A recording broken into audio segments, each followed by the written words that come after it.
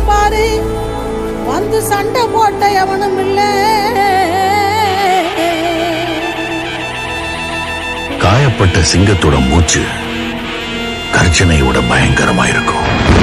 வர சொல்லுங்க, கண்ணனை கையோட கூட்டி வாருங்க, அவனை கண்ணா வர சொல்லுங்க, கண்ணனை கையோட